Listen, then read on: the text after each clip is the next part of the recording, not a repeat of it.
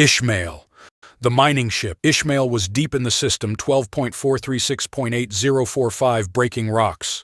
The system was an empty one with the remains of a destroyed planet sitting there for the taking. The captain watched his men fill the holds, building new additions to his ship as needed. "Tell the men we are ready to head to port. We might be running slow with this to carry, but I doubt you'll mind that." His crew grinned. A landfall soon and pockets full. They could enjoy the trip home. He called in the drones and began preparing to make the jump to clear space, running the numbers through his head. "Nav, take us to the edge of the system. I want to be as far as I can outside the gravity well before we jump." He hit the comms. "Stand down, lads. We're cruising to the edge of the system before we jump. Any complaints go to the lads that filled out the cargo till we can barely walk. Beer's in the fridge." A content crew approached the edge of the system until his comms officer got up from his station and went to whisper into the ear of the nav officer. The two looked at each other, and there was a sudden scrabble on the screen. Whatever the query had ended with a nod. The comms officer was an old hand, keeping the lines open to the galaxy without a flicker of emotion. Sunstorms, pirates, it didn't move him or his gear. He continued his tour and put his hand on the science officer and leaned in. Whatever was said, the science officer leaned back and looked at Nav only to receive a nod. She turned to her console and began to check what she was being told. She stopped and nodded at the comms officer. The comms officer walked to the captain's station. He saluted formally. "Sir, we are in a first contact situation. I have received a signal, confirmed by 2 officers of the bridge. I recommend we stand to for a briefing." The captain inhaled sharply and then let it out slowly. "A first contact? All crew stand by. Nav put us in a stationary orbit. Science, I want to report as soon as possible." He nodded to the officer in front of him. "Inform the XCC we are standing down for a first contact and then meet me in my quarters." The bridge officers assembled in front of his screen, and the captain looked around. "Where's Bart?" His first officer piped up. "He's trying to slow down the 1 trillion tons of ore that we were dragging behind us. I could hear the cursing from 2 decks away." The captain grunted. "Well, this isn't really an engineering problem. What do we know?" The comms officer began. "I picked this up as we got close to the edge of the system. It's organic, nowhere near our usual frequencies. Definitely sentient, but no idea beyond that. It's a call for help. Our translators patched it together from about 60 other known languages, but it's still a mess. Some of those were insectile, some of them were wet worlds. Whatever it is, it's close." He played the recording, a deep whistling that he had intercepted. "JJ, you picked them up on the scanners. Any ideas?" The nav officer switched the view on the screen. "It's only a few hours out and heading this way. All I can tell you is that it is big and doesn't match any records we have for Xeno ships. I can't even tell you how it's moving. It is within range right now if we wanted to go meet it." The captain nodded. "And science? Anything you can tell us?" She shook her head. "Not really, not until it's within range of my scanners. I can tell you that my lab will be ready." The captain sighed. "All right. Get the crew ready. We could be here for a while. I'll start the official record. You can all add to it as we figure this out. Remind the men that we all get a bonus for this, and get them a beer when they get off duty. Tell the engineer that I will see him at his convenience." The officers grinned at that one. Out in the dark, running for her life while bleeding across the system, she tried to make it home. She called and called, hoping that her packmates would hear her. The pain was blinding her, and she saw nothing of the human ship sitting in her way. She also missed seeing the train of ore stretching out behind it. Tearing through the system, she slammed hard into the crates, ripping her fields apart with the impact. She felt the universe press on her in a way that she hadn't experienced since she had been a child in the mother's wake. Then it went dark as her mind fled. As 1,000,000 tons of ore flew loose from their fields and swung towards the sun, the loudest sound in the system was the howl of outrage from the engineer. On the bridge was a mix of anxiety and outrage. The Xeno had ignored all efforts to communicate, obviously deeply damaged or having lost its comms. It had been too late to try and avoid the accident by the time it was clear that something was badly wrong. The captain swore and crumpled up the SEC guidelines that he was supposed to follow. "Fuck all use now." He turned to his staff. Move us over there and get as many scans as possible. Get the engineer up here and I'll see if we can collect up our cargo before it burns." The science officer looked up. "Captain, that is not a ship. It's nearly entirely organic and it's—" She paused. She looked back down at the scans. "Sir, it's bleeding." The captain went to make the difficult call to the XCC. "This is Captain Benton of the mining ship Ishmael. First contact situation at 12.436.8045. I need every xenobiologist you can find that can explain how a creature the size of a bloody carrier just smashed into my cargo. I'm sending you scans." He ended the call. Fuck knows what Earth would want him to do next. He called the science officer. "Robin, can you explain to me what your drones are reporting? None of it makes much sense to me." She looked at her reports, most of which were the stuff of fantasy. "Sir, it doesn't make sense to me either. It's like the universe is fucking with us. We have no record of organic life in open space, none, nothing it could feed on or evolve from. It's like finding a dragon sitting on a hoard of gold in your kitchen. If I had to speculate, I'd say that this is created. Someone somewhere thought this should be real and had the technology to make it happen." She went thoughtful for a moment. "Sir, I need the engineer to look at this. Maybe he has something to add." The captain decided to save some time and went down to the engineering department. As expected, Bart was elbow-deep in the transporters and field generators. He pulled up a chair and waited for his presence to register. Despite appearances, he trusted Bart to be well aware that he was there, just preferring to finish whatever oddness that he was currently inflicting on the ship. Finally, he put down his tools and nodded to the captain. "I read the reports. It's not my field. Better to leave it to Earth. I'm sure they have a dozen ships on the way." He waved at the field generators. "I've secured most of the cargo, but I can't recover the stuff we lost. That creature hit it hard and sent it sunward at a truly impressive speed." The captain stood up. "Frankly, I don't care about the ore. We seem to have half-killed a unicorn and we need to help it. I want you working with Robin. Figure out how. I think your drones are better suited to work on something on this scale, and it won't do anyone any good waiting for Earth to finally get here unless you want to watch the galaxy's biggest autopsy. Am I clear?" Bart waved his hand in the vague engineering salute, the light catching the iron ring on his hand. "Aye, Captain. I'll get to work on it. Best if the beastie doesn't die out there. Permission to leave the ship? I'm going to need to get a lot closer to judge the damage." The scout ship, Keekweg, was tiny and not very comfortable for two people. Mostly they just used it if they wanted to check out the surface of an asteroid before ripping it apart, and now the ship was carrying every scanner that the engineer and science officer could make mobile. Robin looked at the engineer. She really didn't know the man at all. He rarely spoke about anything other than the ship. She knew he liked Earth's whiskeys and apparently hated shaving and exercise. "Bart, what are we looking at? I'm pretty sure someone built this, at least at the beginning.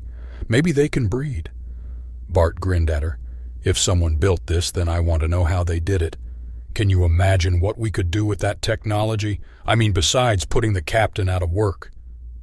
Then they came into visual range of the creature, and both went silent. Robin swore softly. "Fuck." Bart looked across and nodded silently. The creature was a globe, a perfect sphere of gray-scaled skin. Sunlight broke through its shields, distorting the colors until they looked like a rainbow made of smoke. It was a mountain, 3 times the size of the Ishmael and spinning slowly in place, surrounded only by shattered ore that had become trapped in its fields. Bart picked up the comms and called back to the ship. "Are you seeing this?" As he spoke, ripples creased the skin of the creature like ocean waves, and it twisted in place. His comms were scrambled by the beastie, wiping out his tiny transmitter. Bart ended the call with, "Call me Ishmael." He went back to work. "All right, Nessie, we're here to help. Try not to get so excited." He looked at Robin. "We need to scan for damage. If it's bleeding, maybe we can do something." Robin stared out the port. "How?" She looked at the engineer. "What's a Nessie? Have you heard of these creatures before?" He laughed and began moving closer to the creature. "Robin, there are things unknown to science. Nessie is an old legend about a great creature that hid in the deeps. I think it fits." Deep in her soul, she felt the buzzing of some metalcraft about her, some death ship come to cull her from her pack. but the waves of weakness crashed back upon her even as she tried to reach out. The pain of being crushed into one reality was too much, and her mind fled again to the inner darkness. The collision damage wasn't hard to find: cratered skin and broken scales, embedded ore and strange fluids. Robin took notes as the engineer scanned with one instrument after another. "At least it can bruise, that's a good sign," remarked Robin. Bart's look queried her, so she continued. "If it can bruise, it has a repair system. It's trying to heal. That's what bruising means in every other creature that can do it anyway." Bart shrugged. "Aye, well, let's hope so, because I can't make a bandage that will fit her." He turned the scout ship, passing over the damage for a closer look. Then it was his turn to swear. "By all that's sacred." He accelerated. Robin paused her work. "What is it?" The engineer slowed down the ship to a near standstill and pointed outside. That's not any bit of rock that we carried." Jutting from Nessie's skin was a vast spear, a pylon that was embedded deeply and bleeding off her fields. The scales around it had crumbled away from exposure to raw space, and the flesh was darkened by radiation burns from her speed. Every time the creature's natural fields reached out to protect the wound, they were ripped away and exhausted into space, bleeding her to death. The two humans sat silently as the horror of what they were seeing became clear. It was Robin that found the words first. "Someone is hunting her." The engineer's face was darkening with anger as he picked up the comms. He cut to the captain only. The captain was reading the scans when the call came in. "Yes, Bart, how's our unicorn?" His engineer was the voice of cold fury as he explained what they had found and what it implied. His advice was blunt. The captain finally cut the call and summoned the bridge officers and called the XCC, leaving the comms open for them to listen in. His senior crew arrived quickly, wondering why they had been pulled from their posts. The captain waited for the last of them and closed the door. He regarded his crew. "I have news that is going to change things here. Comms confirmed the creature, which is now called Nessie, apparently is sentient. We have confirmed that she was indeed struck by our cargo, but Robin believes that the damage is relatively minor. The reason she was looking for help is a bloody great harpoon in her side, bleeding her to death." He put up the engineer's recording on the screen to utter silence. "She is being hunted. She is prey to something out there, and now we must make a choice." Medical spoke up. "What choice?" "We help the beast and have a chat." "Why is that a choice?" Comms got there first. "Because the hunters will be on the way. That wound wasn't designed to kill, it was designed to weaken." His tone turned to disgust. "This is a sport, a chase, and we now stand in front of their trophy." It was rare that the entire bridge crew of a ship was human, although there were plenty of Xenos in other positions. The room grew colder as remembered atrocities that their people had committed were recalled. Generations might have passed, but the records stood. Whaling, elephant ivory, fur traders, foxes, the long list of things that had died needlessly for the entertainment of fools. Not for food, but for politics and pleasure. The human race had long since moved past those bitter times, but to find it here, to find it in their clean space, was an abomination. Who builds spacecraft to hunt for food? The captain interrupted the silence. "It may be worse than that. This creature is sentient, and Robin believes the species is artificial. These hunters may have given a mind to their prey so the game would be," he spat out the word, "better." The engineer dropped softly to the surface, his suit shielding him from the madness of what he was doing. He had disabled all the supplements that it would stick you with if it thought you were at risk. He didn't trust them to judge the situation, and had long ago decided to live screaming in pain rather than die with a stupid grin on his face. The surface around the burning spear was gritty and breaking under his footsteps as he approached. He measured the protruding part as 3 meters in diameter and 16 meters from the surface. From the skin, fuck knows how deep it ran. He hit it and nothing happened. After a moment, he pulled out the seismic scanner that he usually carried to check interesting rocks and bounced a signal into the metal. It mapped the response, and he stood looking at the results. He looked around in sympathy. "Poor bugger. Don't worry, I reckon I can take this fucker out. You just sit quietly until then, all right?" Deep below, something heard his words. Perhaps just his tone and hope, sprang from a small crack in the darkness surrounding her mind. Back on board the scout ship, he called the captain. "So do we stay or do we go? Because if you tell me to leave, I'll quit on the spot and you'll never get another engineer for your ship. No pressure." Robin sat in silence as Bart put every card he owned on the table at once. He could blackball the ship, but the captain could do the same to him, and the pair of them would be left sitting on the dock. Fuck. Don't worry, engineer, we are all agreed. I'm getting the ship ready to fight, and I might need some of those console commands that you carefully don't tell me about. Can you help your Nessie? The engineer sagged back into the seat, not even noticing as he squashed Robin into the side of the ship. "Aye, Captain. I'll come aboard and use our transporters to pull that thing out of her.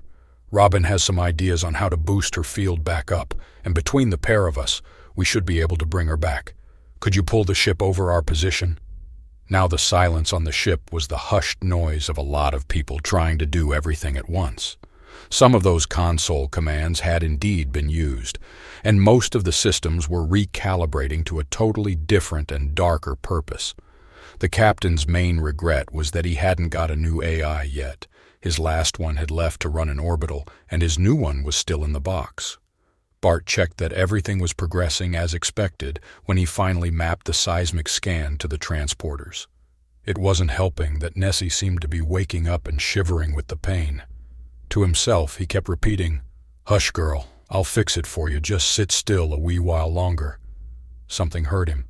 "Captain, I'm going to pull that thing out. As soon as I have it on board, Robin is going to need you to move as close as you can to Nessie. She is tuning our fields to match hers, and I'll pump up the power. Hopefully that will seal the wound at least. Get comms to tell the beastie what's happening and keep your eyes open. I have no idea what happens next." The engineer was never going to admit it, but he was sweating as he brought the fields to bear on Nessie. Carefully he cut down, clinging close to the original damage. 10 meters, 15, 20... Finally, he reached the point of the spear. Slowly, he retracted the field and slipped the weapon free. Finally, he dumped it into the ship's bay and nodded to Robin. "Your turn. The ship is yours." Robin brought the ship meters over the vast body below and began pushing out the ship's fields. She kept it gentle, only 10 to 15% of the field strength she had measured from Nessie. Her idea was to seal up the hole in her shields and hope that it helped. Somehow. She had nothing else. Nessie awoke to a gentle breeze on her wound. The knife was gone, and she could feel someone trying to heal the damage. For a moment she thought her pack had found her, until she tasted a death ship on her skin. She was about to run when a voice, half-remembered, half-dream, whispered to stay still, and he would make it better. She felt the moment when her skin became whole, reaching past the wound and letting her pour her power evenly across her surface. It was a moment of clear joy to be complete again. The captain and crew stared in disbelief as the sphere uncurled and the field surrounding the orb grew exponentially. Bart muttered, "She must have been bleeding power for a long time." He scanned desperately to find whatever power source she was using, but it came up empty. His gaze was nailed to the image of what was happening outside. A vast, scaled head gazed down at the Ishmael, its body pulsing with rainbows of color as her fields filled. The captain cleared his throat and began to make the speech he and his crew had decided upon. The death ship was squeaking, and she listened curiously, building her power to leave. It spoke like a child. "Attention, this is the mining vessel Ishmael. Please respond. Nessie, if you're awake in there, we hope you are feeling better." It was the voice of her dreams. She responded, "What is a Nessie?" The captain laughed. "Well, we didn't have a name for you, so we gave you one. It is the most venerable and important name, according to my engineer. Can we be of any further assistance? Whatever vile creature attacked may still be hunting, and we are prepared to defend you. You are welcome to remain in our space." Nessie stretched her fields, absorbing the energy that was the bedrock of universes, and rejoiced in her health. She scanned the tiny, tiny creatures that had come to her aid and stood prepared to defend her. "I thank you for your aid, and indeed those that dared to hunt me are vile, but it is a war for a different time and place. Your people will have my gratitude and the gratitude of my people, but I cannot remain here. I'm afraid you don't have enough." She tasted the word her whisperer had known. Dimensions. Farewell. Nessie spun up to her true form, wings of fire as her fields cut through the walls of this tiny universe and made for home. Bart and the captain stood in the ship's bay. The engineer grinned. Well, we made a new friend. I reckon they'll give us the first contact bonus. He nodded at the harpoon sprawled on the floor. And how much will they pay us for bringing that home with us? The captain grinned along. Bart, did I ever tell you how this ship got its name? Why don't we open a bottle of that Bushmills that you're hiding, and I'll tell you the true story.